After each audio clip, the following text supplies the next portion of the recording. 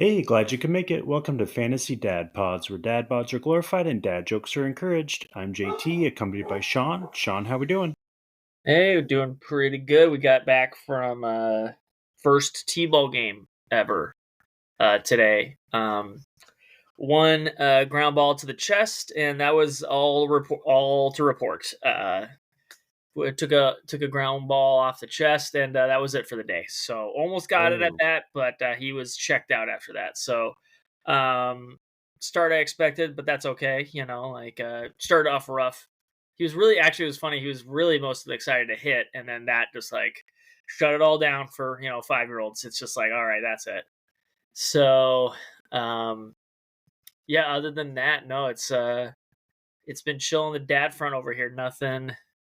Nothing to report. Yeah, other than we'll see how baseball goes. Where he wants to practice more on the weekend because he needs to yeah. learn how to catch better. He said so. We're gonna do that. But yeah, other than that, we're just chilling.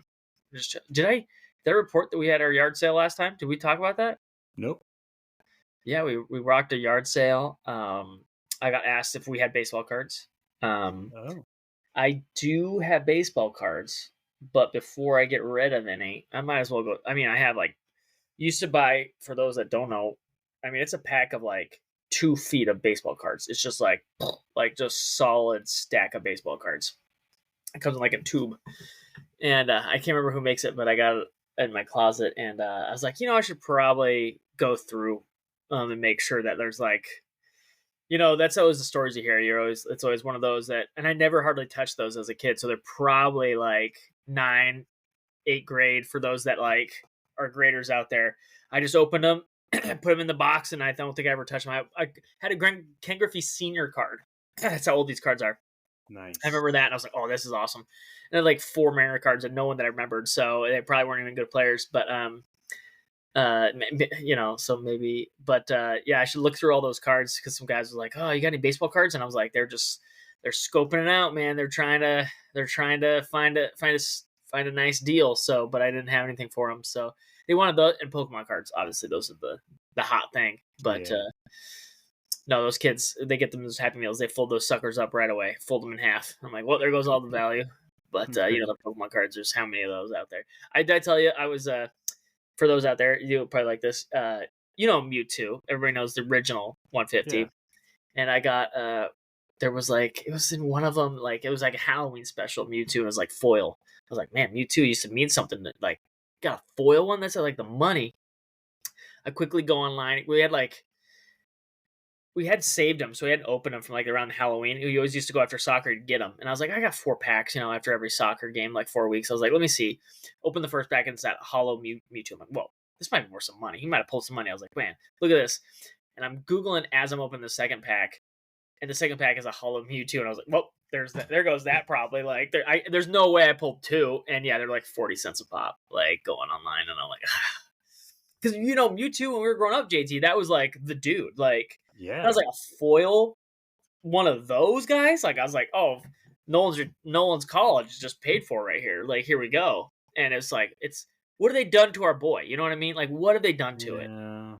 I feel like he would probably still take the 40 cents. Kids love coins. And like, Oh, he's got plenty of coins. yeah. He sold popsicles, pop, water Yeah. at the yard sale. He has all dollar bills, but he really liked holding his bucket up and getting the money. He didn't quite get what he had to give them something, like, but I mean he figured it out. He was just like he just had his bucket and he was like, money goes in there, and I was like, okay, Like you got that. he hasn't lost teeth yet, right? He has not yet. No. Because like even yeah, my 5-year-old hasn't. So, but when the oldest did, it was like super into coins. So just get those 50-cent pieces, and it was just like money. And then I There was you like, go. I have some $2 bills that I could give the tooth fairy to give to the oldest, Ooh. So why did you and go 50-cent coins over those dollar, like kind of gold tinted dollar coins? because they're bigger Bigger. surface Yeah. area, Yeah. Well, I was more of like, would he like the gold or the size? And probably the size. Yeah. right? Well, Yeah. yeah, the $2 bill was a flop. It's like, I okay, remember my first experience with a $2 bill. My mom used to work in the school district where we live in, both of us, and I was very young, and I had like candy bars for Boy Scouts, or they might even been Cub Scouts. I think it was Cub Scouts at the time. And I remember we were selling like 100 grands. It was the first time I ever had one. But I remember sitting there and the lunch line for like, and these were other younger kids, like maybe middle school kids, maybe late elementary school kids. So I was really young. And my mom would like work there, but I would just sit there and like, it's like, I don't know, 50 cents or $1 or whatever. And some kid handed me a $2 bill and I had no idea, like, whatever. So I just took it. My mom was like, "You got a $2 bill," and that was like the first time I was like, "Whoa, this is like unusual." Like, so I'll never forget. I was like 5, maybe even 6, and I saw a $2 bill and it blew my mind because my mom told me it should be rare. I was just like, "Okay, it's $1 and this one's 2. Like, where's the $3 bill?" Yeah, like pretty Yeah, straightforward, Mom. I found this $5,000 one and I thought it was fake, but so yeah. I thought whatever. I just took it. I get handed him the box because he ordered 5,000 of them. But yeah. I'm sorry it was a flop, man. I'm sorry. I was when I was younger, I thought $2 bill was pretty sweet. But yeah, I don't know. It's been finding other ways to get hyped up for the tooth fairy, but it's always cool and exciting when he has lost a tooth. yeah. But yeah, barbecue tonight. So that was just nice, like, hey, I'm manning the grill. I got this. Getting a barbecue, some burgers and turkey burgers. Yeah. We went way up north, like basically near the Canadian border for the weekend. We didn't go. I guess we could have driven up and like taken a picture at like there's a big sign, so, welcome to Canada or something, which would have been like a 25-minute drive. So we were pretty dang close. We went up to Curlew Lake. It's near Republic, Washington, and I'm really glad. Like the drive was 4 hours, but it was broken up halfway by a ferry that crosses Lake Roosevelt. It's one of only 2 ferries in Eastern Washington run by the DOT. It's free, but it only can have about 12 cars on it, 3 lanes of like 4, maybe 15, 3 lanes of How long 5. is the ferry ride? Pretty snappy 10 minutes. Okay. Okay. Yeah. So and luckily we caught it pretty quickly each time. Like we pulled up, there's a little bit of a line, start counting cars. Okay, like this should be fine. And then the ferry was there in like 3 minutes. And then leaving, we only had to wait like 10 minutes. So we got lucky because we went with family that goes up there like the last decade each year Yeah. straight. And they were like, well, sometimes you just got to wait for the whole, like, you got two ferries worth of rides in front of you, plus Yeah. it's each way, and so it's There's just only like you're one waiting. ferry. Yeah. Yeah, you're Yeah. just waiting an hour. I was just like, that sounds awful. I'm really glad we didn't, because I factor that into the whole drive time getting home. So it was fun. It was a place we'll definitely go back. Like it was just cool. Like you could catch trout off the dock at night. You get in a boat and you just go find perch, and then you're just like eating it worm on a hook. Like it was really straightforward, very easy to catch fish. I mean, like for example, like the day we left, it was Sunday morning. We were fishing for like 2 hours, and Garrett caught 14 fish.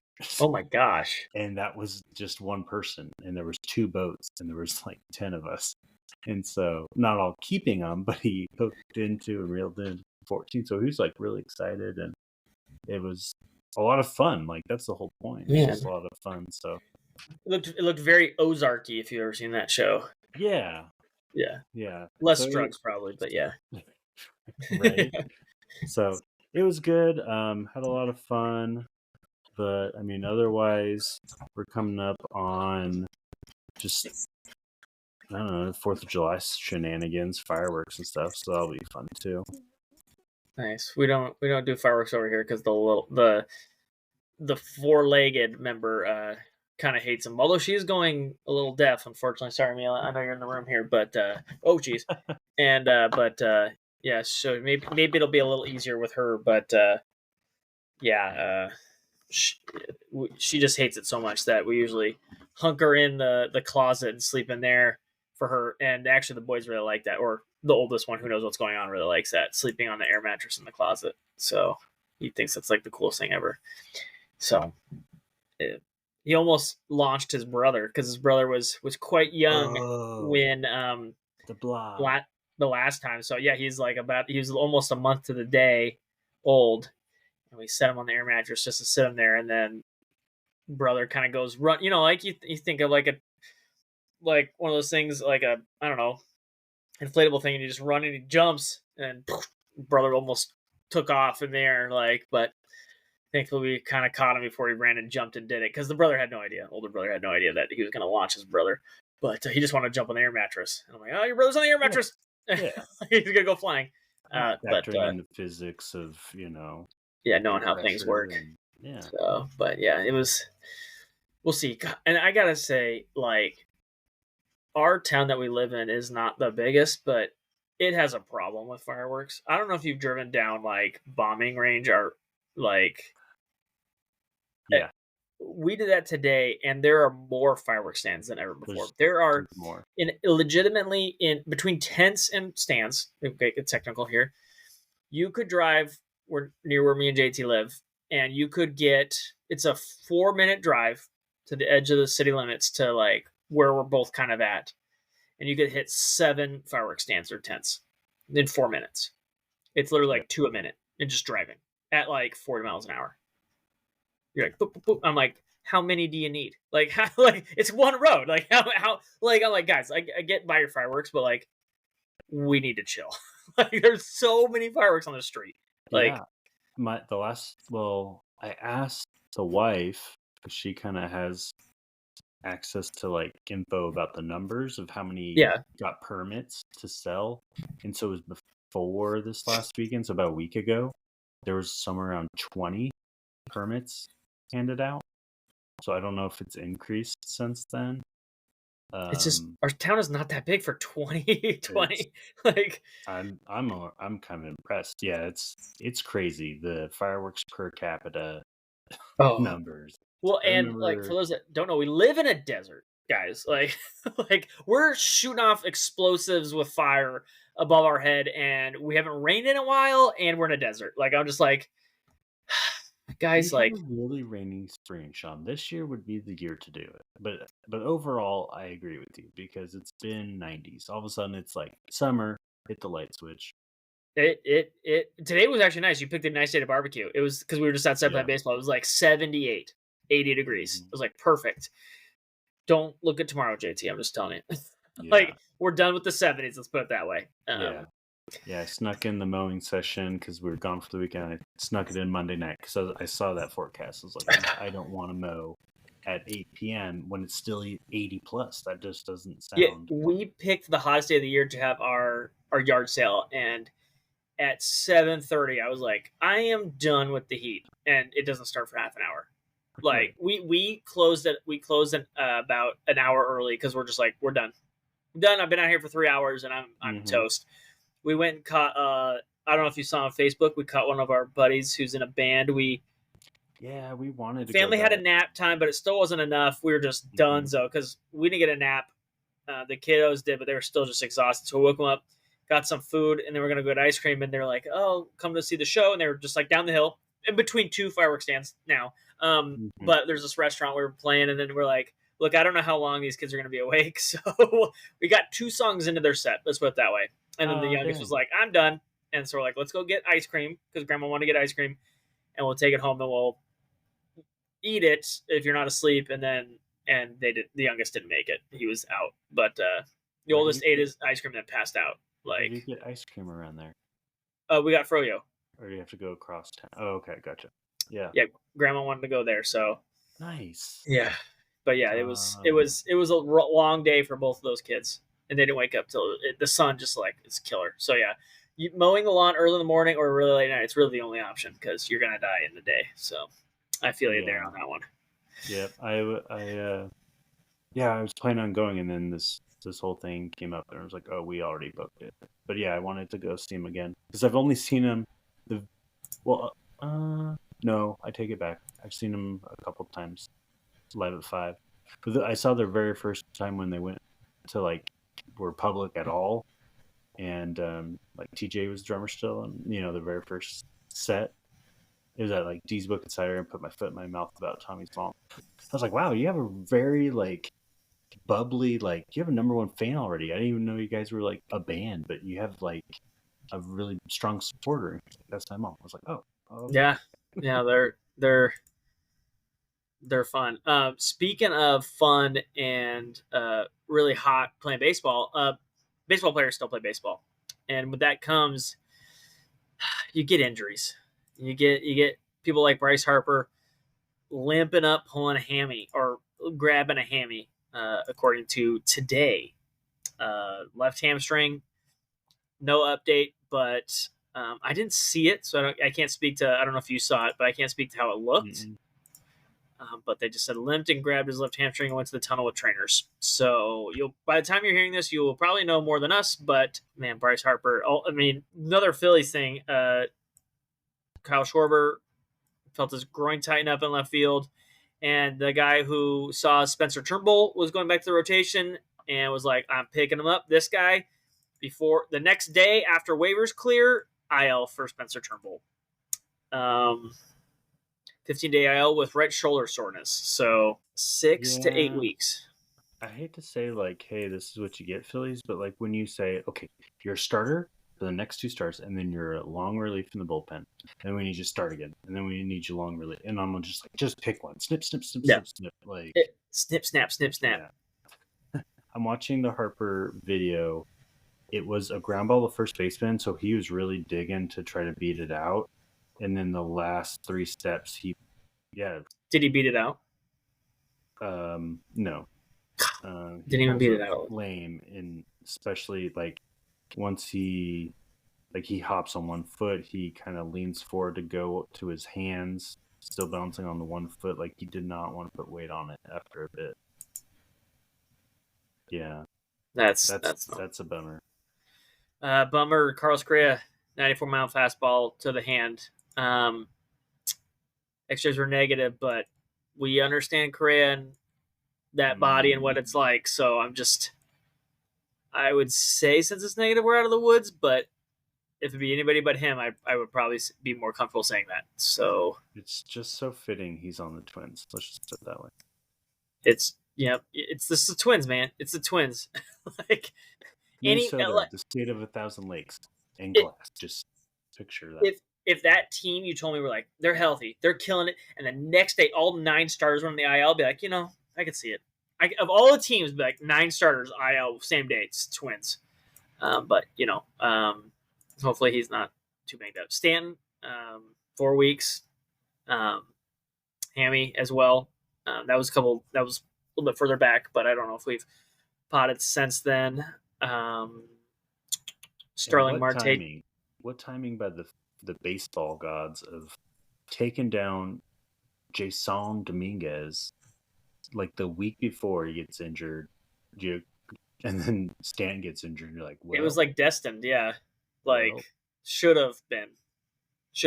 Those guys are just too in sync. They didn't need to be in alternating schedules of one's healthy, one's they're pretty much probably 12 years apart in age, but they were chiseled from a similar granite. I was gonna say 12 years apart is a pretty big gap. Stan's not that old, but then I realized like Jason's like super young, so probably it's more that side of it. Yeah, I'm like, probably, maybe you're probably right there because Stan is not old, but it's more the Jason being so young that's making that gap 12 years. Yeah. Trying to see here. Anybody else fantasy wise? Did Romano, has he been on the IL? He has been, for a while. Because I saw someone drop, and I was like, I think he's been on the IL for a while. Yeah. I know we talked about a while, but I don't have him on any of my rosters, so I kind of lost sight of if he was still there. And Kershaw was coming back, shut down, so not officially like IL, but like re-IL'd it. Brandon Wu, we've talked about him, placed on the 15-day IL. Hammy. A lot of hammies. Getting warm, guys. A lot of hammies. Stay Brandon hydrated. Lau, fractured pinky toe. Oh, That little guy. You got to worry about that little guy, JT. He's got the you just, balance. you The just pinky need toe that for makes the balance. balance. Does it need it? It's To hit a important. baseball, probably. Like 2 weeks? What are we talking? I don't know. It depends on how tough his pinky toe is. Those little pinky toes. I'm just saying. Just saying. Yeah. Not a good week for hammies. Yeah. Oh, Assad, he's been that kind of fringe 15-team recommendation here and Real there. hot start, then kind of come back down to Yeah. earth. But yeah, still Flex to fantasy relevant. strain. That's Yep. not fun. So hitting IL. No, that's also another fantasy. I don't know if you've seen it, JT, but in our main league, I am hurting for starters. It is I have Bednar who just went on this. I just picked up Turnbull. I had Edwin Diaz. Not IL, but got caught cheating, so he's out for 10 days. We should probably update on that. Edwin Diaz, sticky stuff. Sort of an IL stint, but yeah. So my team is we're kind of desperate. I'm picking up guys to get them in there, and they're just my whole Walker Bueller, Spencer Turnbull, Edwin Diaz, Senga, and Bednar. That is my bench plus ILs for that league. All within, and 4 of them all within the last week and a half. And I'm just like, guys, like it makes rotating starters real easy when you don't have to adjust your bench. So right, that's true. thanks. I appreciate that at least. Yeah. Oh, and Brandon Wu hitting the IL again, hamstring, right? Yep. Leg. I don't remember which hammy, but yes, yeah. No good. Oh, Springer hit 2 3-run home runs today. There we go. Nice. Really?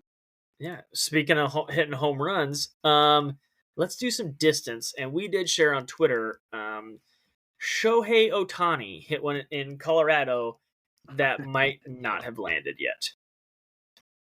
I like Colorado because it feels like the way the stadium is in that center field, that huge wall is black. So it's just like a void, and it just keeps going. And then it's like trees. So sometimes you don't catch it, if it bounces off it and it falls on the trees, you're like, did it land? Like, where is it? And you're just like, but that's what happened, and it goes in the trees and it's gone. You're like, it momentarily goes into lower Earth orbit. Shohei Ohtani, 3 of the top 8. Is that good? Yeah, is that good? Dodgers, 4 of the top 9. Is that good? Second? And again, this is just over the last about 10 days or so. Still, though, it's good. Get it elevated, Vladito. Come on. Dang. Well, Mr. Isaiah Campbell just throws 81 just right down the pipe. It is. I'm looking at the zone right now, too. It is 81 dead red.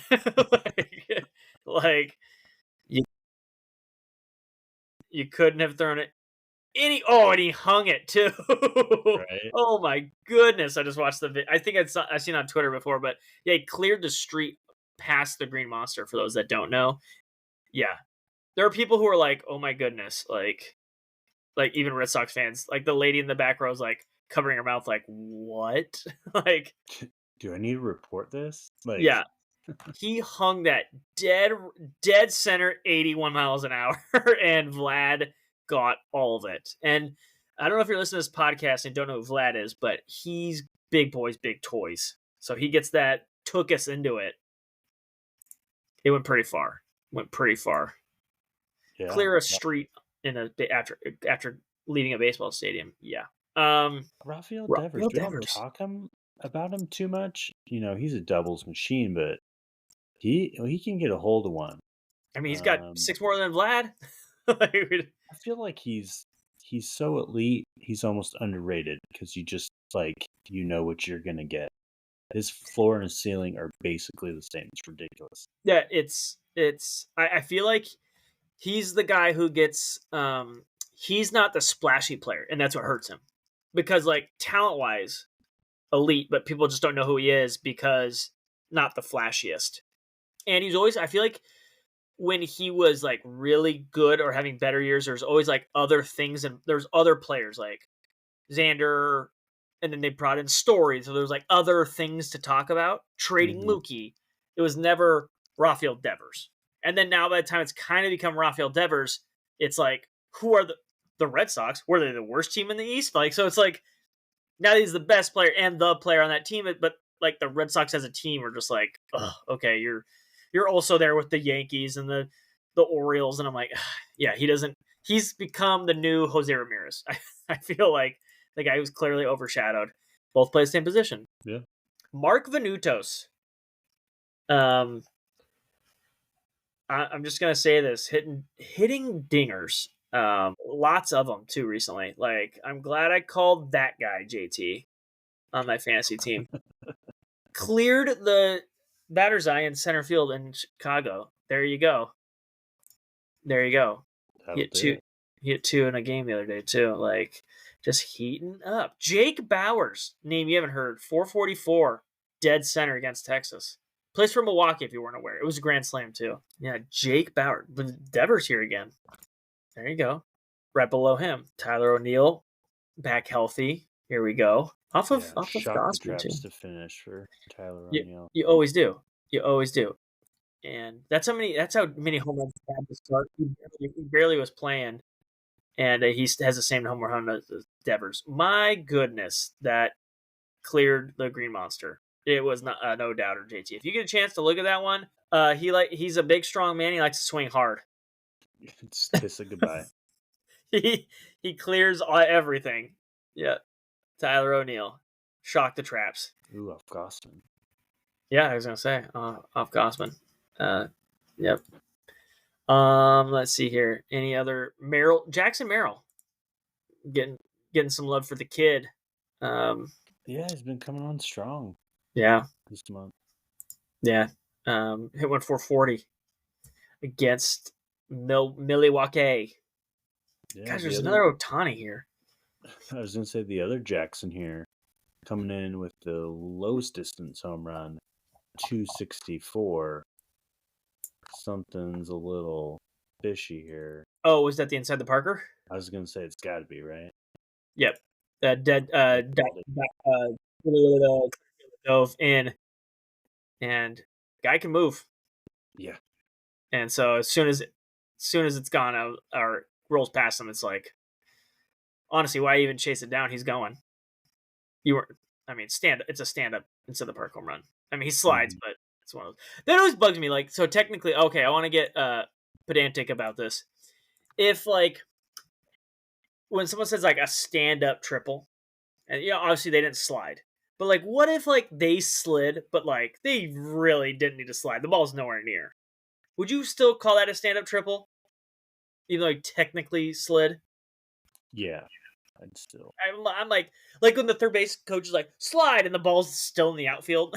I'm like, it's a stand-up triple, guys. Like, yeah, just because he technically slid. Like, okay, I'm glad you agree with me on that one. I'm like, I always see that. They're like, oh, and he slides in safe. I'm like, the ball isn't even been thrown yet. You've already finished your sentence. Like, and they're still on the grass of the outfield. Like, he could have walked home. He just chose to slide. It's fine.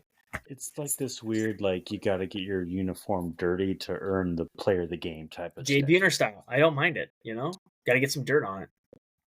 For those that don't know, Jay Buhner would purposely get dirt on his pants before the game would start. Look like he's been playing a little bit. So, Old Mariners legend and Seinfeld legend. R.I.P. Jerry Stiller. But yeah, R.I.P. Classic Seinfeld. Okay. Exit velos. Let's see here. I'm kind of disappointed, O'Neill Cruz. You're letting the Stantonian kind of have reign on this one. It's a Stanton and a Ohtani show. Oh my goodness, let's just put it that way. It's the top 9 are 6, those two. Yeah, you heard that right. 6 of the top 9 are Ohtani and Stanton. And Aaron Judge snuck in there too. So I feel like this list, JT, correct me if I'm wrong, is like, it's the same dudes every week. this week we could like do a drum roll, be like, which of the 3 is it gonna be? Ohtani, Stanton, or Judge? Yeah. Yeah, it's pretty much it. It's still, or O'Neill Cruz sneaks in there. O'Neill Cruz if he's hot, if he's on that week, or a Vlad Guerrero. It's like one of those. O'Neill Cruz can sneak in there. Vlad just hits it too short to really crack this list a ton, but like O'Neal Cruz, if he's like, I'm going to hit a dinger, like he can get up here. But I feel like it's one of those four, no matter what. Jose Ramirez though, number 3, 116 double, double. Damn, stands 120 on the dot. It's just, is it weird? I've always, yeah, to be honest, with his like how he stands with like the front leg so far forward, you know what I mean? Like over the top of his back leg, it's just so prominent. Like I don't see anybody else that does it, but it gives him so much torque. Like, and he's a big fella. It's all about that base. No trouble. Gosh, he goes down and gets it, chops it too. It's out of the zone. My lats hurt looking at his swing. It's just like he is just pulling that bat through the zone. That core, like, yeah, it almost, honestly, like they tell you how like you want to be smooth. It almost looks like he's fighting the bat. Like there's drag on it. Yeah, it's just like ugh, and it's just like he wants to. He's like physics are slowing it down. He's like, I need to get this bat faster. Like, watch him like try to get like a foil type like silhouette, like almost cricket style, but not quite. Like, cut it through the air, more aerodynamic, and right at the end, I just gonna flick the wrist to finish, square it up, because this round shape is just really dragging. The coefficient is just way not good. Maybe he'll work on that while he's on the IL. Work on that hammy, massage that hammy. The top dogs, we got Tyler O'Neill, Jared Duran, single, 113. Dude, a lot of Rafael Devers up here too. Yeah, out of nowhere. I feel like we haven't seen his name too much on these. We've been talking about him a lot. And these weren't even the home runs we talked about, because we talked about home runs. He got a double and a single that are way up here too. So yeah, a lot of Aaron Judge, O'Neal Cruz, Vlad Guerrero. Okay, Byron Buxton. I was about to click and watch his highlight here. I see you, Byron. In Oakland too. Okay. Ooh, yeah, he hit it. Yep. Oh, jeez. Is there a theme here? It seems to be a high percentage of Boston guys. Duran, O'Neill, Devers, like they just teed off on Toronto pitching. I guess, and Toronto starters have been pretty decent actually. It's kind of been the bats who've been kind of letting them down. Is there anything more appealing than like a high fastball taken deep? You know what I mean? And a guy who kind of has a natural upcut to it. It just looks so satisfying. There's 2 swings that I like the most. A righty, when he swings really high, like at a high pitch, and has the uppercut already to it, so it's already elevated a little bit. So it's like he's really hacking at that thing. And my favorite thing is a lefty curveball to a lefty hitter, because it's all that torque. So it looks like it's kind of starting beside him. It comes and it's like they go into it. The one I always would watch, the favorite, is Raul Ibanez when he'd get into it, because he already had kind of like a really like coiled up swing to it. So in like a lefty would throw him a pitch and he'd like really, like, it was just like the ultimate like a scorpion, like the whole thing had to unravel, and he'd miss it most of the time, but when he would hit it, I'm like, oh my gosh, like just the coolest image of like a lefty hitting a lefty curveball. It's just like, you don't see that much anymore because, you know, splits and stuff, but like always as a kid I always loved seeing it. So John Olerud too, taking a Yankee deep, and can't remember who it is. I want to say Andy Pettitte, but that's like my standard, you know, like villain of the early 2000s for the Yankees, but just like it's so cool. Yeah. I just was like, wow. And Baltimore pitching gave up a ton of exit velo, and we've recommended him before, and you know, it's just having a bad 2-start week, but Cole Irvin gave up 3 of the top 10 exit velos over the last 10 days. I definitely noticed that, JT, when I was looking at these. I was like, that's Cole Irvin. I was like, that's Judge, and then Gabriel Arias. Don't know who you are, but you play for Cleveland. And if you're gonna throw 92 right down the middle, that's what's gonna happen. Oh, they're all off of 4-seam fastball, and they're all either middle or middle low. That's poor location. Okay.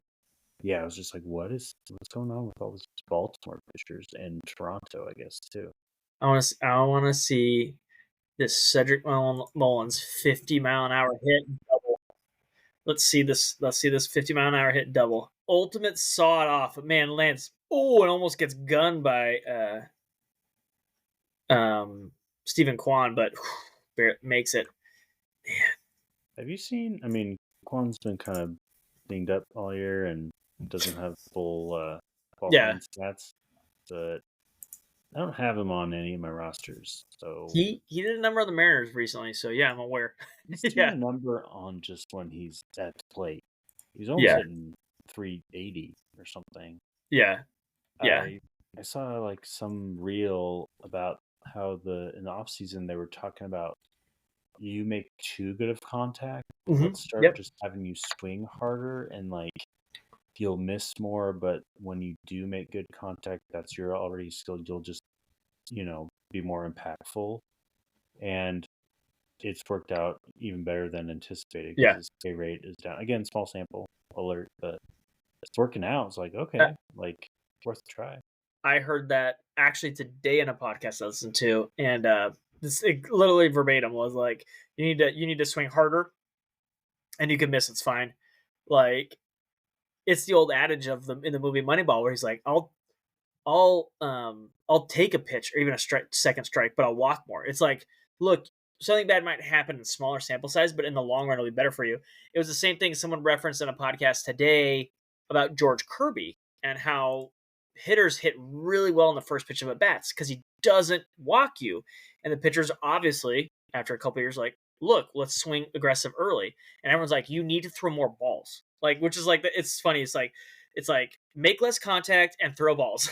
Is what is the suggestion for two guys, but they're so good at the other things, it limits their cap, which is like crazy to say. It's like if you're so good at something, it can actually limit how good you actually are.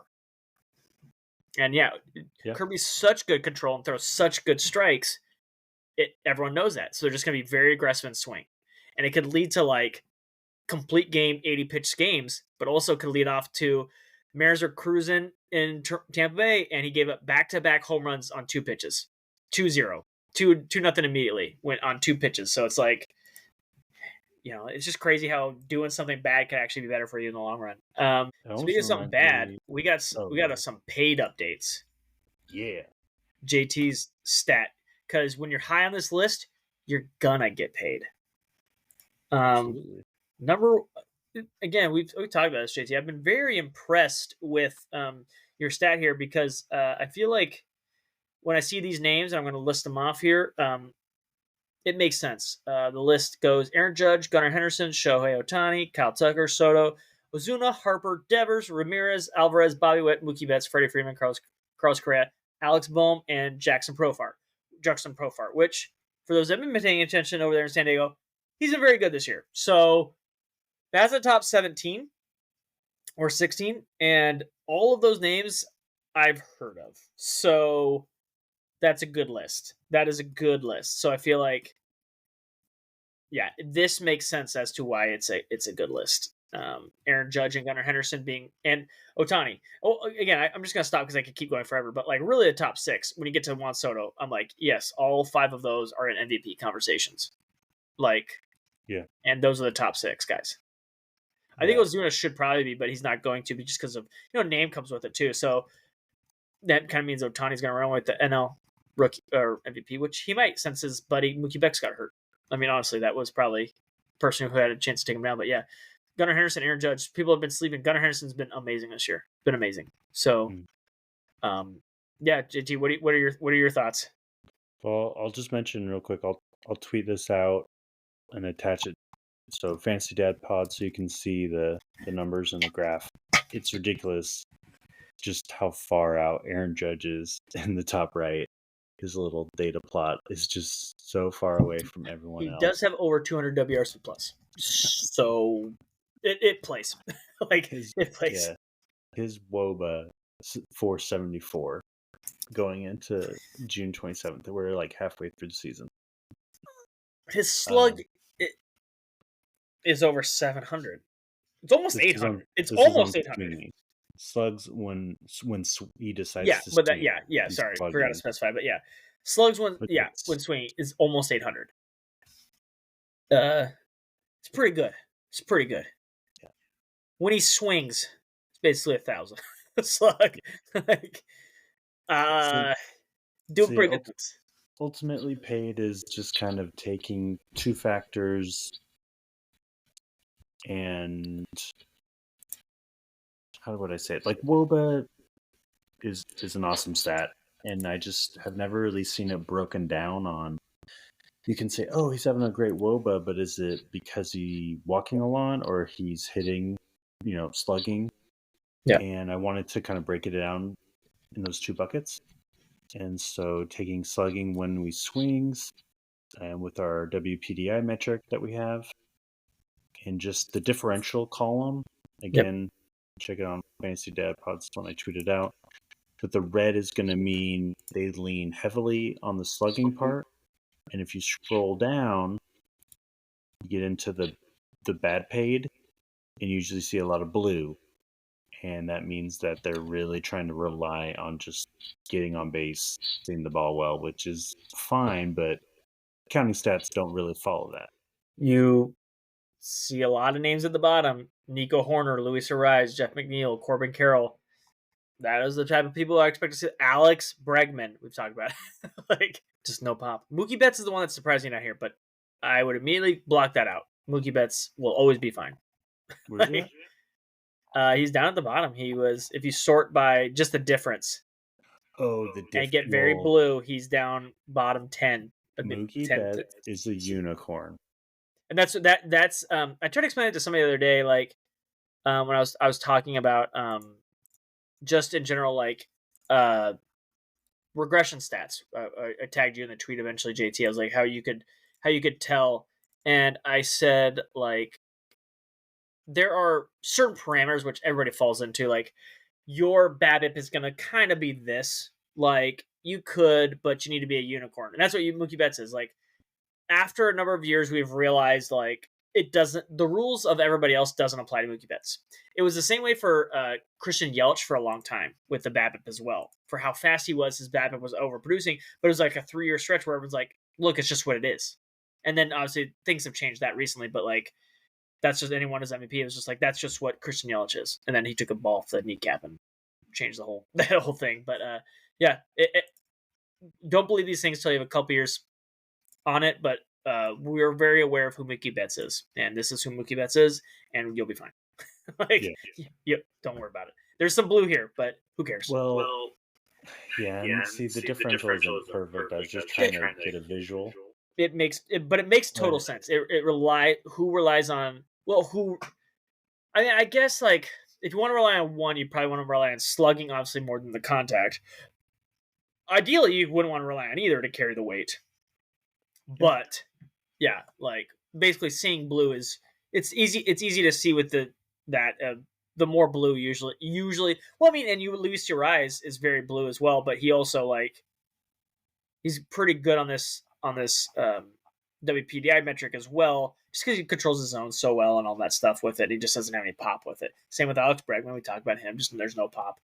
But the problem with that is Mookie does have the pop. Bregman is supposed to have the pop, it doesn't. And Luis Urias, if you're investing with that thinking there's going to be pop, that's probably a more you problem and not understanding who he is as a player. Right. And that's fine. Luis Urias is a pretty good player because he is so effective at the other metric. And so it's fine. Yeah. It'll be fun to see when Quan gets qualified, if I can rope him into this. Real quick on Mookie Betts' unicorn status, he's 12th in paid. His WPDI is first through half the season, and that WPDI number being over a 1, and if you think of it like OPS, off the top of my head, I think there was only a handful of full seasons since 2002 that I could go back on Fangraphs that had a WPDI of over 1. Currently, there are 2. You have 2 right now, him and Bregman. Bregman is exactly 1 right now. A 1, okay. So that's a very good, almost historic plate discipline season that he was on pace for. So hopefully he comes back quickly. But his plate discipline was so good for the first half of the season that he's got a 505 slugging when swinging. That's top 30. Yeah. It's just his plate discipline was so elite. Like, he's in the blue in terms of differential because he's just a unicorn. He knows what he's doing. It's almost I guess the best way to put it is blue, but it's because he's never fooled. He's just never fooled. He's aware. Yeah, it's So there's a new saying: "Fool me once, you're not Mookie Betts. Fool yeah, me that's twice, it. shame on me." Yeah, you are not Mookie Betts. You got fooled. You I pulled just not a Mookie eliminated Betts. Mookie Betts. But anyway, yeah, it's a Um, really fun metric. I like to see the breakdown between the I swing. also hate this metric because Julio is the third worst. There you go, everybody out there. Yeah, I'm That is sorry, depressing, but it's but just not a bummer. surprising. Right, it's not surprising at all. But yeah, Judge is just wanting to be the MVP, and Gunner's got to try to either track him down or hope Judge cools off, which has kind of happened a little bit. You think he's got to cool off, but just like everyone in New York was super pissed that he signed to a deal. They were like, get rid of him, and then he didn't even get hot. He went like nuclear, like went insane. Like someone was talking about how Correa hit all these home runs. We were talking about it a couple weeks ago, and he did it over like a 9-game stretch or something like that. Aaron Judge was better than that when everyone's like freaking out about Carlos Correa, and he did it for 42 games. Someone was like, he did it for almost four times as long, and better than this thing we're freaking out about right now. And that's how, like, to put it in context, like everyone's talking about, man, Carlos Correa, he's back up to a 99% roster. It's like crazy. He's healthy. He's got MVP status. And someone's like, Aaron Judge did this 9 times longer, basically, and was better than this crazy MVP hot streak. And I'm like, that's how nuclear he went, to put it into context. Like, after such a horrible start. Imagine if he just looked okay in the beginning, what his numbers would look like right now.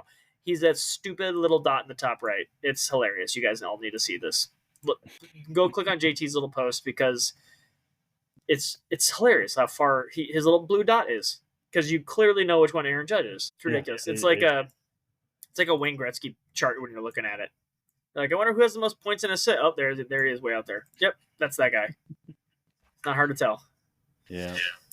It is just a bummer, I will say, that I noticed that out of the top 14, 4 just recently got injured or slightly dinged up. We'll see what Korea's status is, but yeah, and Harper's. But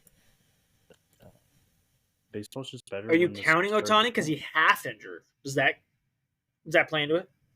Nope. What? You think he'll pitch this year? No. Sorry to everyone. No, I don't think he pitches this year. I think he pitches in full next year.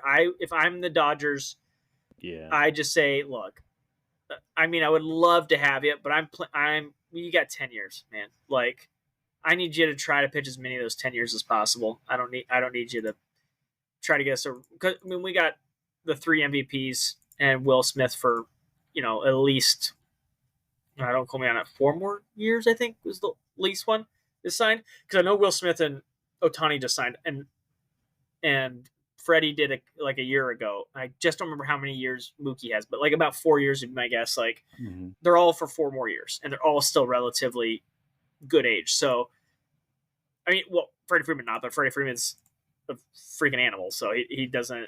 He's number 14. He's number 13 on this list. So, like, that's the 3 of them are there. So it's like he's a machine. He never falls off at all, ever. So I just feel like I want to get all the years of full pitching I can out of you versus try to rush you back at the end of this year. I mean, there's still a lot of time. If he's like, look, I'm super healthy, let me go, and he's really adamant about it, I'm not going to say no to an Ohtani, but I'm going to try to do my best to be like, look, you're Ohtani. I need you healthy for 9 more years, not 2 months. But the scenario that would be so cool is like an inning in the playoffs or the World Series, or I mean, how sick was it when he came in the World Baseball Classic and warmed up in the pen? Yes. Like, it's one of those things too, like, it's super intimidating because, like, I think that's like the coolest moment in sports when, like, the starter goes out, but like we don't get that anymore because they're all out, they don't see him. Like, when the Mariners in 95 had Randy Johnson, he's on the field because that's where the mounds are. They don't have that anymore. But, like, the other team had to watch Randy Johnson warm up, and they're like, crap. He's like, because it's one, when you hide the dugouts, it's not the same. When you instead, like, when you're on there, you're like, I could see him.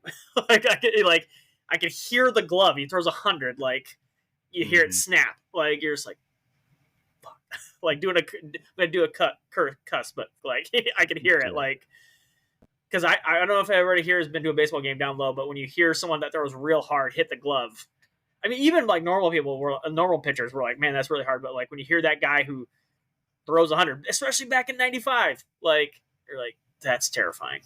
Like Mm-hmm. and you see it, and he's 6'11". Like that was the Mariners should have done it more back then when they had him. Like just like warm him up on his off day. Like go stand over there and just throw your pen during the game and just is he gonna come in? Is he not? Like just scare the crap out of their team. Like Right. I would just it'd just be terrifying. But I guess we can link it into how terrifying it is because how terrifyingly hot Jackson Merrill's been. Pick him up. There you go. Transitioned it. There we go. 57% rostered. Shortstop outfield. In ESPN at least. I don't know. It's the Padres. I feel like he would got like 5 games at catcher somehow. It's the Padres. Correct me if I'm wrong, but they always seem to place everybody everywhere, but no one in the same spot. So, how many guys for that team have shortstop outfield eligibility? Now I think about it, there's got to be at least 3. Never mind. I'm just, but still, like it's got to be at least 3. But I'm just like Xander's on the IL, but then Merrill and Hassan Kim, and then they could have Tatis if they wanted to. I mean, he did play a little shortstop famously for a while there. So, like, they have like shortstops and outfielders, and the Pirates have catchers, just playing everywhere. That's what they did. But I like it. But Jackson Merrill, super hot. Already snagged him in ESPN. Sorry, JT. But 57% rostered. I would roster him. Just if nothing else, I think. He's so young. I think he's figuring it out. I think he's figuring out Major League Baseball finally.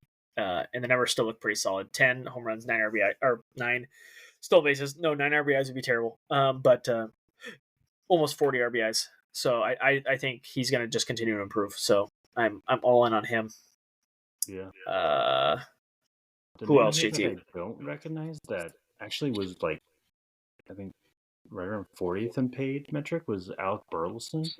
I was just hey, he's been productive over the last month and getting a ton of playing time, tons of at bats. Pick him up. I've never heard of this kid. It was a very spot. I mean, he was not an everyday player for them, and stats are not good the last 2 years. How old is this young man? 25. So he played his first games at 23, 24. I mean, it's hard to count 40 at bats at 23 is really your first game, and then he got half a season's worth last year and still wasn't good. But he has been. I'm looking at his metrics. It's looking pretty. And what does he play? He plays outfield. Yeah. DH. Almost kind of like a Josh Smith on Texas.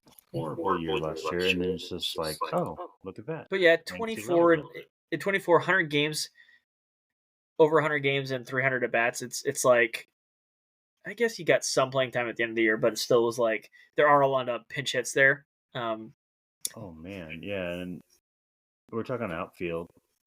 A lot of organizations have log jams, but you think about like St. Louis, they've had a decent log jam. They were trying to figure out Carlson. They were trying to figure out. I mean, everybody. The number 1 got picked up guy, Brandon Donovan, also has outfield eligibility. Yeah. They had Lars Nootbaar. They just traded Tyler O'Neill. They had the guy that was on the Yankees. Harrison Bader, who they traded.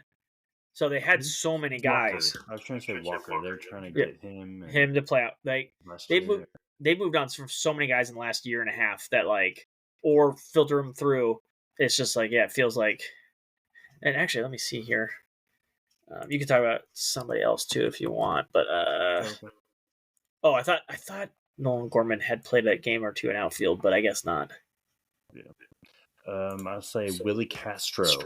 He is eligible at every position besides catcher, and that's pretty much across the board.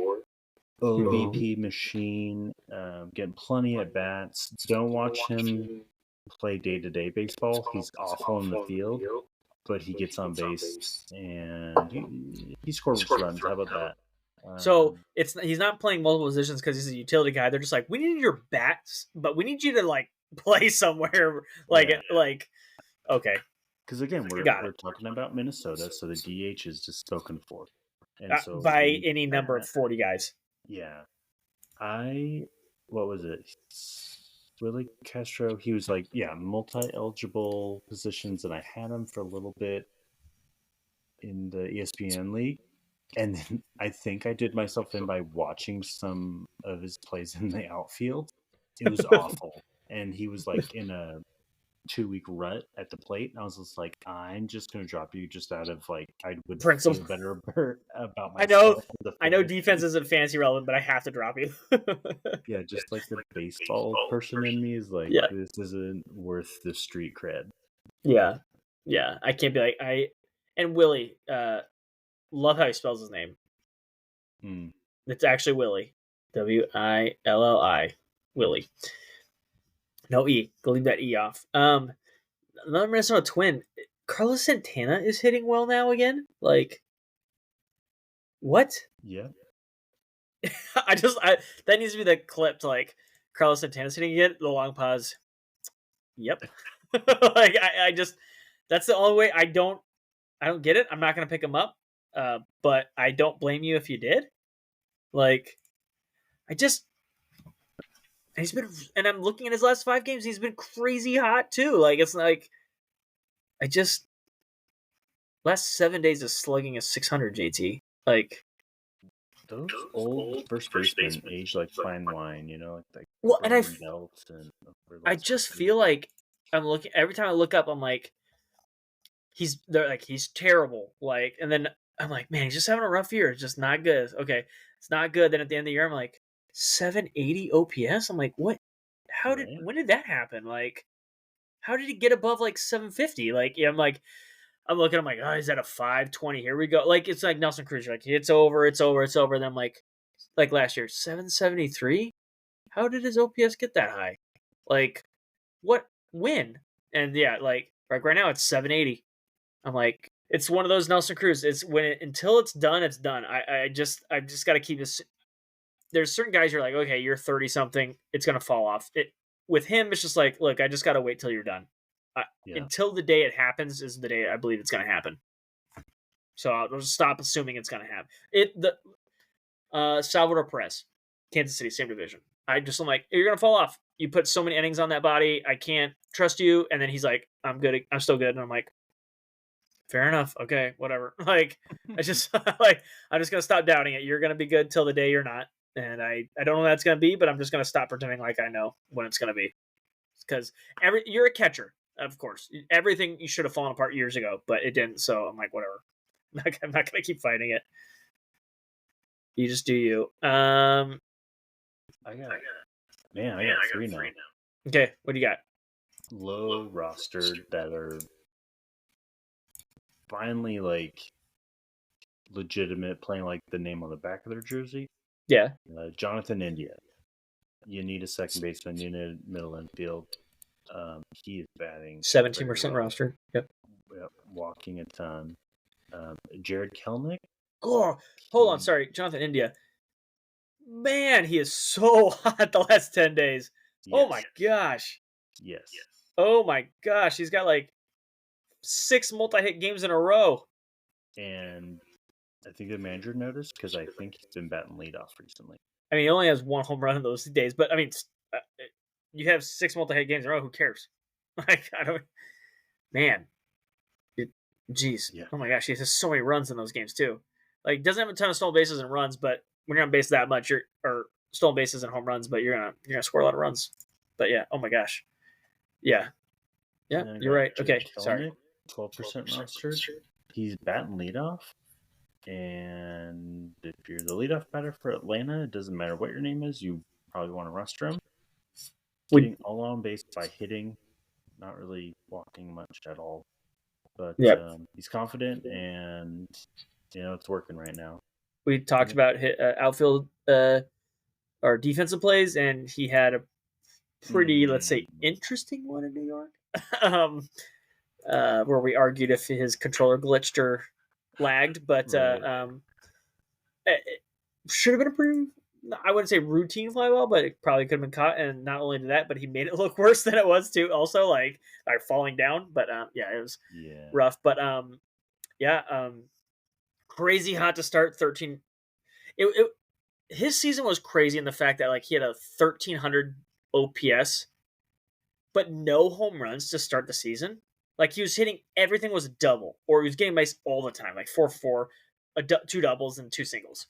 So it was just like crazy high productivity, and Mhm. then like cratered like 200 OPS, and then now it's like I'm kind of coming back again. So like, are we looking at like a crazy streaky player, or like we're kind of like let's start, and then the waves start to kind of settle out. And this is kind of what we can start to see who he is as a player, because if this who he is as a player, we're looking at like a 750 OPS player, which is pretty good, and for the most part plays pretty good outfield defense. Doesn't have a great arm, but usually plays Right. pretty good defense. But more of a, I would say probably more of a corner outfielder, but can play center if you need him to, like for sure.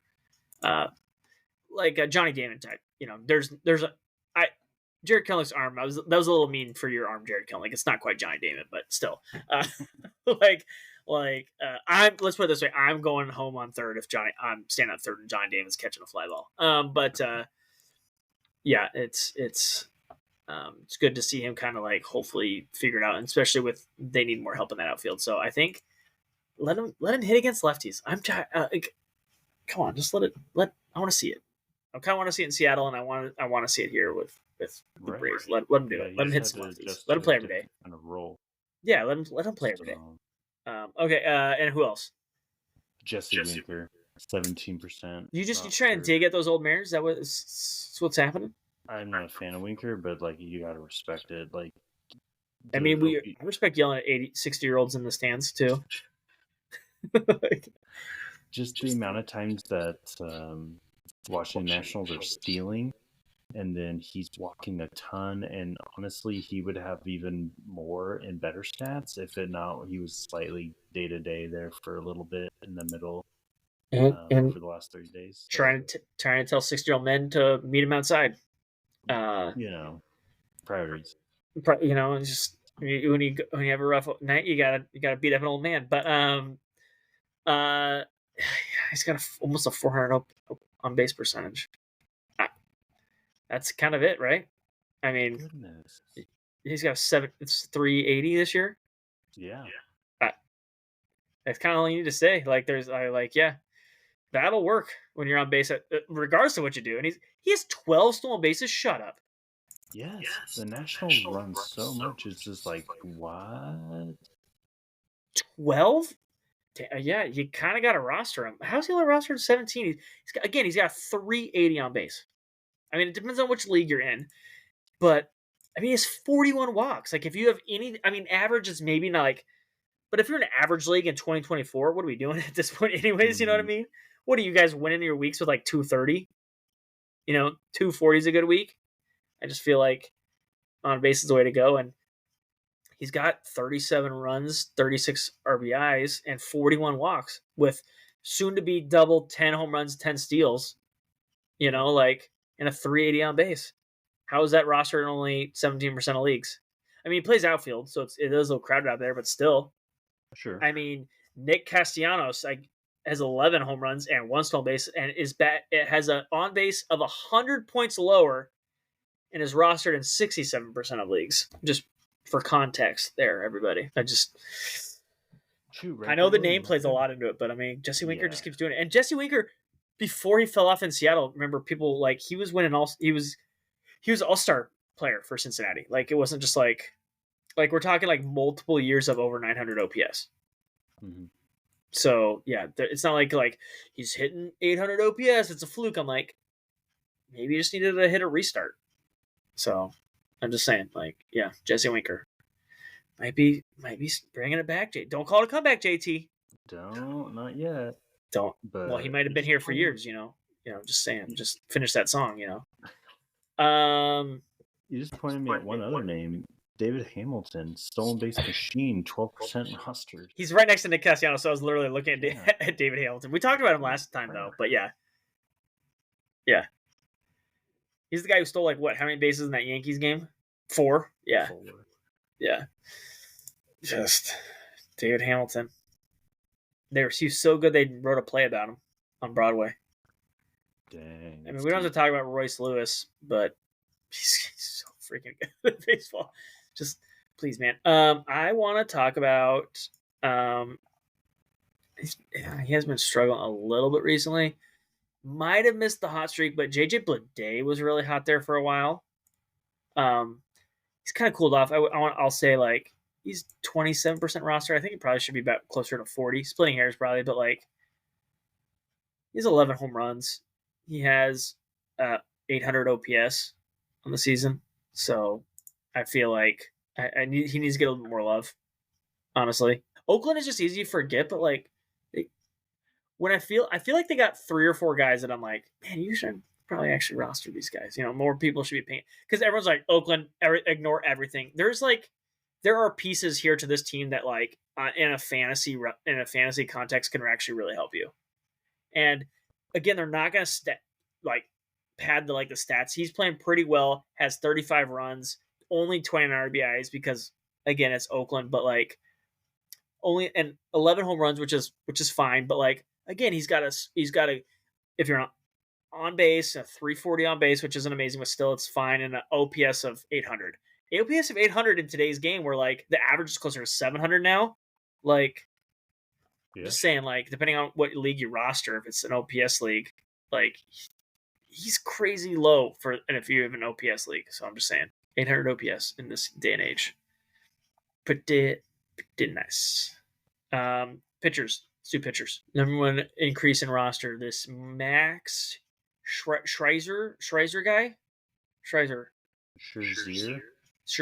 Oh, it's a little over the letter, the E. Scherzer. Okay.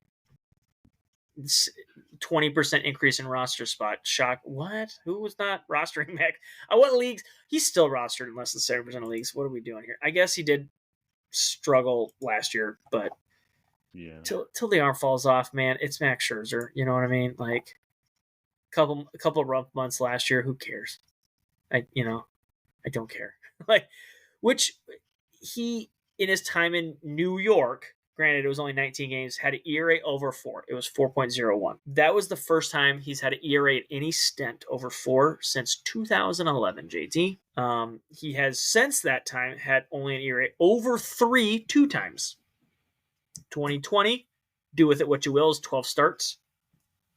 And then 2014, 3.1. So I'm giving Max Scherzer more than, granted it was 19 starts. He deserves the benefit of the doubt of more than 19 starts. I know his like velo is down and all that stuff, but like the dude is a pitcher. You know what I mean? Like I just told you, his ERA was over 4 for the first time since 2011. Let's just see what he does for a season once he's healthy again. Smash Scherzer needs to be over 90% rostered. And again, first start, 5 innings, 1 hit, no earned runs. There you go. So roster him and good luck.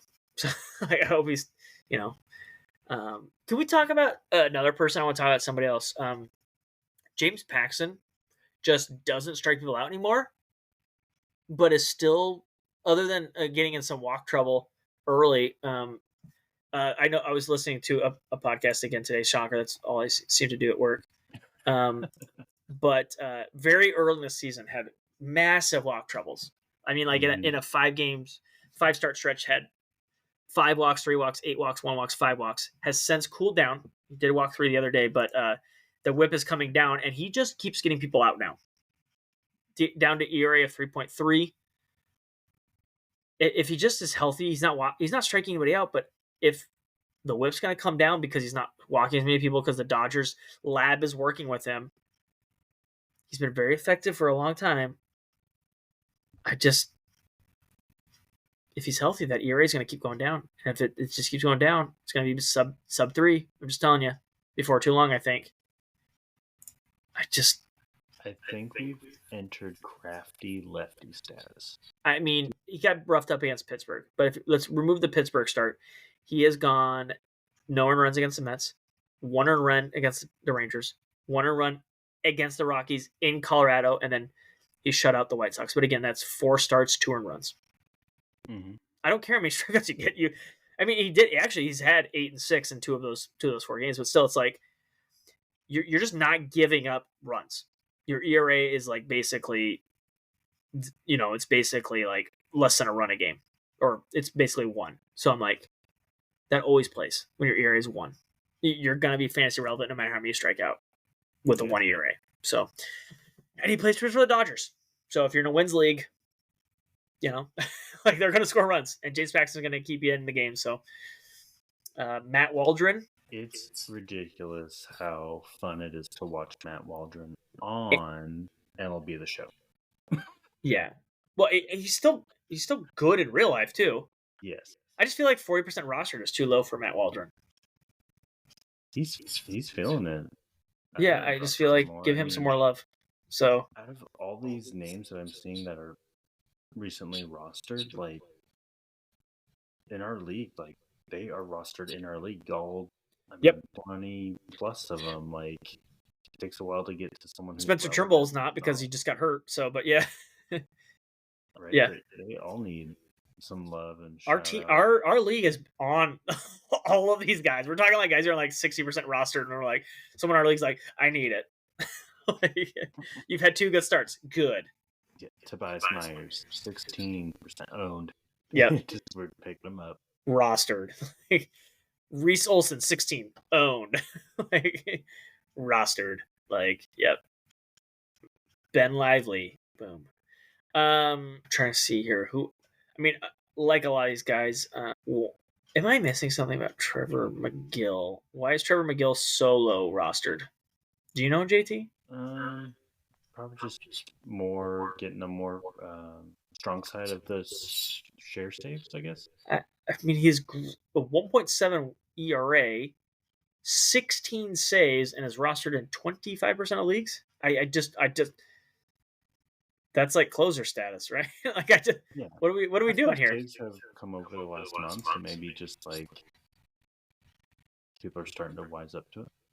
Well, let's see here. 1, 2, 3, 4, 5, 6, 7. He's got the 8th most saves in the league. Why is he rostered in 25% of leagues? Because people love Devin Williams and his changeup so much. It was just more of like a protest statement. I was like, what do we do? And out of those people, he has the 3rd best ERA.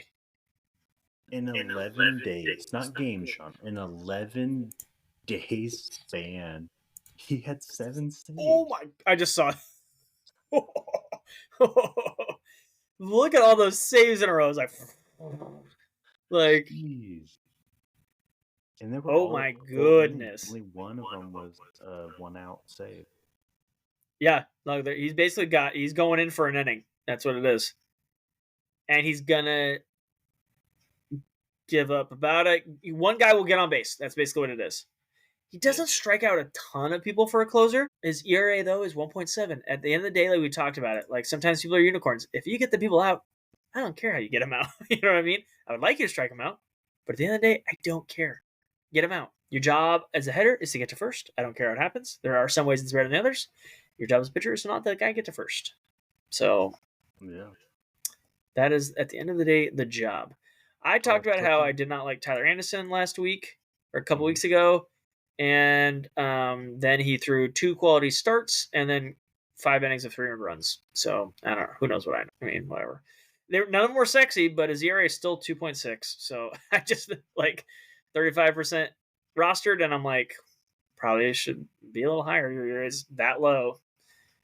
Probably closer to 40 or 50. I don't keeps getting it done. Jordan Montgomery, 55% rostered. Why is he so high versus Jordan or Tyler Anderson? I feel like, you know what I mean? Like one guy's ERA is 5.5, the other's 2.5. The wrong guy's at 60. I just feel like throwing that out there. Kind of a pick him up and don't. Ryan Stanek, I said pick him up because I thought he was going to get some saves with Munoz. Munoz also got hurt. And then the Scott Service must have heard my podcast and gave me the middle finger because he immediately came in and makes Andre Munoz throw all the time and they're in save situations. Yeah. I was like, okay, I thought you were easing him in. No, we're not. Okay. So there we go. Yep. The worst part too with the Mariners team is like, I know we watch them most, is they'll use Munoz and then the Mariners will like blow it open. And they'll be like, okay, Stanek, you're fine. Come into eighth. Maybe get an inning of work. Pitches well. And then the Mariners find a way to make it close. And then someone else has to come in and get the save. And I'm like, I feel like that happens all the time. I'm like, I would sure like you to have Munoz or Stanek right now. But you've already blown them. And then now we need you. That reminds me, Bastardo. That's his name. Stop pitching for the Mariners, please. Because it's like, I'm talking about you. You keep doing this. Like, so, yeah. So don't be worried about the saves from Munoz and Stanek because I feel like that's been happening to them a lot where they're just like, we don't need a save. And then we're like, suddenly this is a save situation. What happened? So, yeah. Who else? Just noticed how much that ESPN hates rostering guys who get saves. Kyle Finnegan, 62% rostered. He has the third most saves on the year. Yeah. Alexis Diaz. That's what I was just had a really bumpy road, but he's getting saves. He's in the top 10. Yeah. 72% rostered. David, it's really funny. Bednar has actually been really good recently, and he's being dropped more. Like, he was so bad to start. He had an ERA of like 11, got it down to 5, and in his last 15 out of his last 15 appearances, he's given up 2 earned runs. 16 appearances, he's given up 2 earned runs, and he's getting saves basically every other opportunity, and his roster percentage is dropping. And I'm like, what are we doing? like the dropping should happen earlier. Now that he's good, you need to keep him. Like, this is when he's regressing to the mean of being good, and you're dropping him now. Like, people, like, let's just, especially with pitchers, let's not overreact. The mean will happen. Bednar's good. He is on the IL right now. I get it, but like, you didn't have an IL spot for that, like an elite closer. Yeah, you don't. When he's healthy, he's the guy. Now, again, like, it does suck with him now because I feel like he's the guy who's going to get traded and be the 8th inning guy for a team, like, for sure. But like, so I was hoping he could stay healthy before that for fantasy purposes. But like, still, like, he's the closer, and there's not a debate. So, yeah, I don't know why they just. Yeah, Mason Miller is rostered in like years of just throwing heat. He's having an Edwin Diaz type of season, and he's 76% rostered. Yeah, that's what I was just saying. Mason Miller. What? Even if he's not getting a save, his ERA is 2 and his WHIP's 0.8. Like, he's coming in and giving you a good ending of work. Like, I don't get it. Like, he's like, what is it? You're like, didn't get a save. I just hate that he got me 2 strikeouts in an inning. Darn it! Like, I just don't get it. I don't get it. Whatever. He gave a 3 home run in Colorado. Darn it! Right. That has ruined everything. It raises ERA to 2. My goodness! Like, I don't. Yeah, you're talking to a guy who rosters a closer who has 13 and 15 saves. Both ERAs combined to average about 2.4 ERA, and are rostered in 68% of leagues and 27. Yeah. I'm like, I don't get it. These are good pitchers, good players. Like, you're right, they're good players, and I'm like, why do you hate them? So the moral of the story is, if you play in the ESPN league, starting pitching is what leagues see Ryan Helsley in his 20 league saves, and he's rostered in basically like not 10% of ESPN leagues? What leagues are like, we need to see more? I need to see more from this guy. It's got to be a league that just doesn't do saves, which I don't even understand. But even then, these guys are still serviceable for, like, I mean, maybe not saves, but like, there's other their innings that they also pitch are still serviceable innings for anybody. Mm-hmm. Like, just like they must be like starters only or something like that. I just don't get it. But yeah, must be what that is. Anybody else, JT, that you've want to pick them up? All of them. I mean, just Christopher Sanchez, 35% rostered. Gavin Stone, 56% rostered. It's like these names need to be on rosters. Andrew Abbott. I like Andrew Abbott. That sounds like an 80s You click on his picture, JT. SP3. Click on his picture. And he's got a little flow going on. ESPN. The mustache. The little stash, and he's got a little lettuce poking out. You say in the 80s, I'm like, man, he let it grow a little bit. It's gonna be right there. I'm just saying. With like a really big leg kick, like over exaggerated, right? Yep. Yeah. No, like this whole top of the list, not rostered in nearly enough leagues. Like Jack Flaherty is probably rostered, probably even still. He's at 81. He's still undervalued. He needs to be in the 90s. Mm-hmm. Like I don't until I get to somebody. I think honestly the one Hunter Brown, yeah, he's been a lot better recently. We talked about it last time. He's been a lot better recently. The numbers are coming down real fast. The one that gets all the way down here to honestly, Jordan Montgomery is like my first guy where I'm like, probably needs to come down. But other than that, I'm like, all of these people above him need to be like rostered more.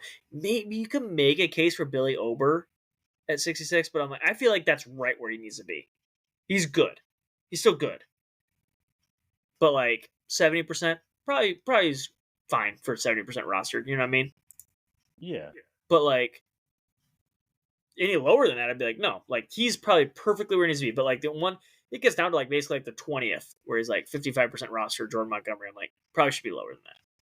I'm a little bit down on him as the person who currently rosters him.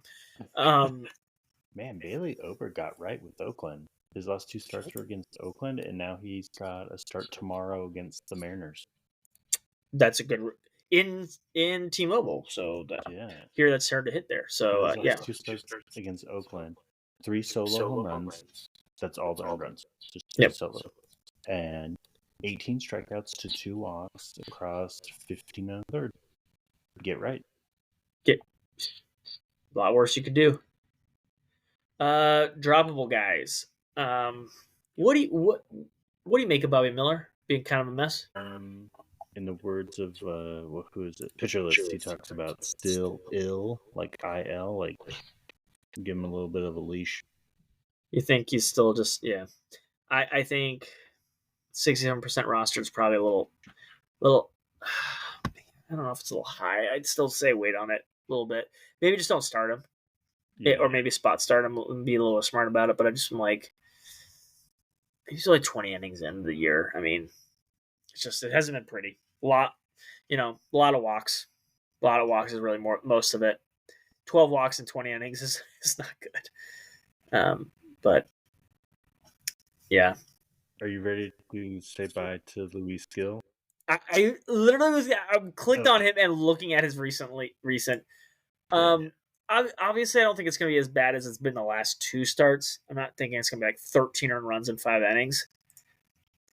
Obviously, I think it'll be closer to these last month than it was in the beginning. Great story, but I think everyone's like runaway rookie of the year and Cy Young is gone. I probably was going to be. So yep, you could probably 80-90% rostered. It's probably going to be a little bit less, I think, going forward. Yeah, it should be less. Man, there's just so much Yankee love. Carlos Rendon, same thing. 90% rostered, I think, or 82% rostered. Needs to be less. I think the buy high on Carlos Rendon, the hype. You got your money, buddy. I think it ain't good for you. Because I don't think the 2.3 ERA is ever coming back. No. Sorry. It's a Patrick Corbin story turning into, unfortunately. Maybe to a lesser degree, but you're right. Yeah. You want to know someone said this about Patrick Corbin? He's still a workhorse. He never gets hurt. And he will go out there every 5 days and take that ball and throw like 5 innings. Are they going to be good? Absolutely not. But he'll give you 5 innings. And honestly, in a building team like the Nationals, that's really valuable because they're like, we need someone just to eat innings. I don't care what they look like right now because they're not winning. Just I need a starter every 5 days, and he's the guy. You don't have to call up and rotate all these 40-man guys. It's like he's going to take the ball every 5 days, and it's like okay. That I heard on the podcast. I go, that makes total sense in real baseball. That makes total sense. That's what you need, and he does it. So, Bryce Miller, 81% rostered. JT, I'm talking to myself here because I roster him in this league. Let's chillax a little bit.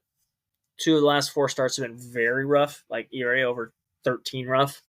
It'll be better. He's not that guy, but he's getting worked a lot, and he's a young guy. He still has got to get all these innings, and I think that's what it is. He's just getting tired. Like, thank goodness for the All-Star break, but it's just like let's be careful till that point with him. It's just going to be like, and unfortunately, the injury with Wu we just talked about with the Mariners, kind of because they have so many off days. They have an off day today as we record, off day next Thursday, and an off day the next Monday, and then the All-Star break. So they have a lot of days. They probably don't even need 5 starters, but they need 4. Mm-hmm. Unfortunately, I was hoping Miller and Wu could kind of shift each other with those 2 starts, but that's not going to happen. So he's going to have to pitch on those days. But still, maybe the leash will be a little shorter with all these off days.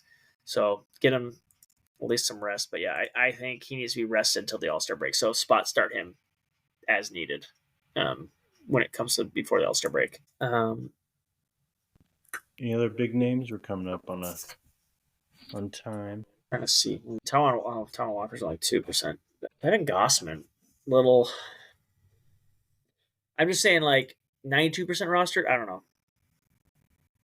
It's just not like you're at 4.3. It's not Kevin Gossman. 1.3 WHIP, sub 1 strikeout an inning. I just feel like for that high roster spot, we talk about all these closers who aren't even the best closer in the game isn't rostered that high. And I'm just like, should the best closer in baseball be rostered more than Kevin Gossman? Probably at this point. So that's just my point. Should be closer to 80. Splitting hairs, but still, probably should drop in more leagues. It's almost one of those things where it's just like, is that an AL East outcome because he's just facing so many beast lineups? I mean, honestly, it could be that, and it could be just like the AL East like bump. Look at him as like, he plays in the. I know this guy, and they pick him up. Like, I think that's what happens with a lot of Yankees. We just talked about a bunch of Yankees. I just feel like they get benefits, and like, pick him up. We know that name. You kind of get the bump playing the AL East. I think it happens sometimes with roster percentages. I don't think people look at the opponent as much as we do, and they should. They're just like, he plays in the East. I know who Kevin Gossman is. Roster. Because, I mean, people do that. Just innately people do that. Like, when they recognize a name, they're like, they automatically, when you're looking at certain drafts, you're like, better than I think. And yeah, I kind of think that's red bits right now. I call it the Vlad Guerrero Jr. syndrome. Better than they think he is. But, or not as good as they think he is. Yeah, I think that's it. Can I do Dad Bod Player of the Week?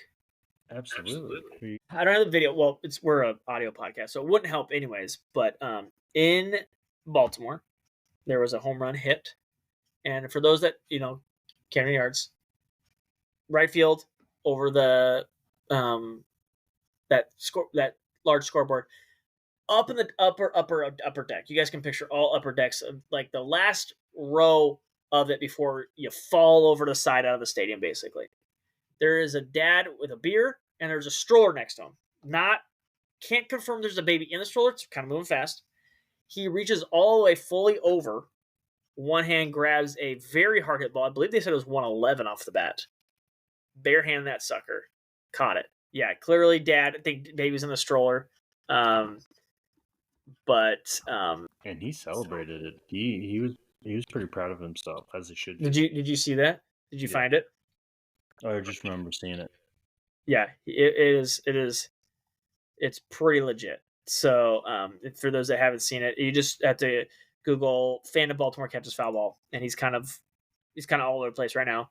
But it's pretty great. Josh Naylor hits it. Yeah, it's a glass beer, so like he doesn't spill the beer, but like you have to drop the beer basically. Yeah, let me how do I share screen right here? I'll share for JT. Here we go. You can see it again, but it's a nice catch. It's a nice catch. Almost falls, ends flip flops. There you go. Backspin 360. I think the most impressive part for people that aren't seeing it is how hard the ball is actually hit. Mm-hmm. It is very hard, and he has to full extension lean over the railing. Like there's people who like hits right at him and they kind of basket catch in their lap. He has to like reach with one arm out while holding a phone and a beer in the other arm, and it is a very hard hit baseball. So yeah, very nicely done, sir. And a beer in the left hand. That's true. The little silver fox there too. You see that? It takes off the hat, Yeah. JT. Yeah, that's digging experience. I'm digging it.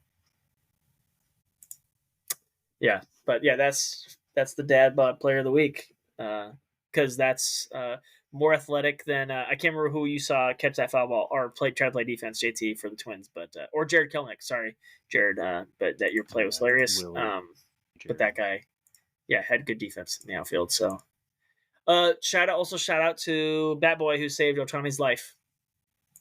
Yeah, and I gave you that gift. Yes. Someone in LA needs to pay him because he protected the franchise. Like, there needs to be a check in the locker later. But like, thank you, sir, for protecting the $1 billion investment. So, because that was a hard hit ball, man. And I love how all the professional baseball players went F this and just immediately leave. The ball player's like, I don't know any better. Like just catches the sucker. He's like, whatever. How hard could it be? Like, yeah. All the people who know for a living how hard that ball was were like, get out of the way. And he's like, bare hand this sucker. I was like, I don't have enough time to react, so I'll just catch it. Yeah, it's one of those like your body freezes. I don't know. I guess I'm just gonna catch this. like all the professionals. I'm not properly equipped. Die.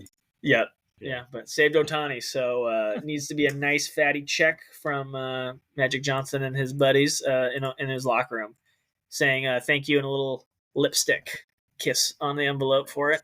I hope so. That was all clutch. All right. Could you imagine losing Mookie Betts and then Otani takes a foul ball, and then Kershaw's down, Walker Buehler's hurt? Like, could you imagine? They couldn't handle it, and this guy saved their. If they win the World Series, it's because of this. It's because of that guy. He's getting a ring. I'm calling it now. He's getting a ring. Might get 2. He gets Otani's too, like, and he gets yours. Like, there you go. By proxy. There you go. All right. All right. Well, thank you for joining us. We appreciate you listening. Take care. Be well. And until next time, see ya. See ya.